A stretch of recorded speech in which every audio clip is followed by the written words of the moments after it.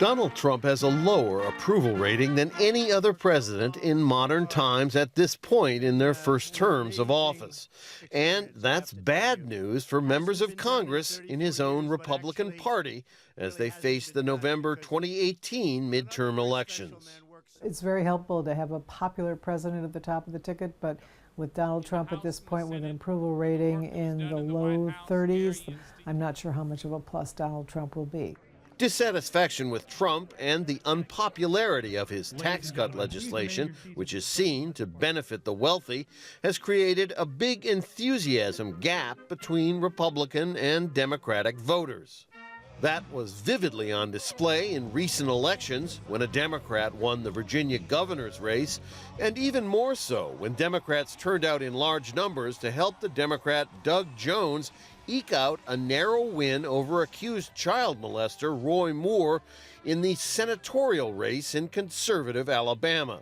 Democrats are fired up. We saw some significant electoral movement, particularly among African Americans, a solid constituency for the Democratic Party, but we weren't sure that they would be enthusiastic in both of those contests. They were very enthusiastic.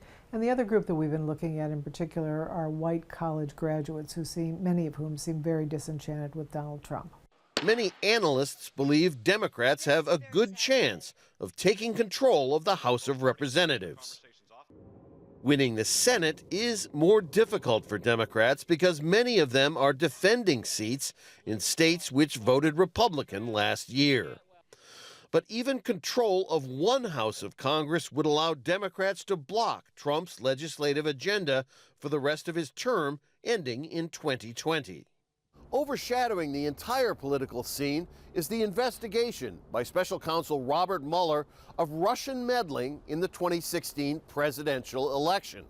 If Mueller is able to show collusion between the Trump campaign and the Kremlin, it would be a political bombshell and a disaster for the president and his party.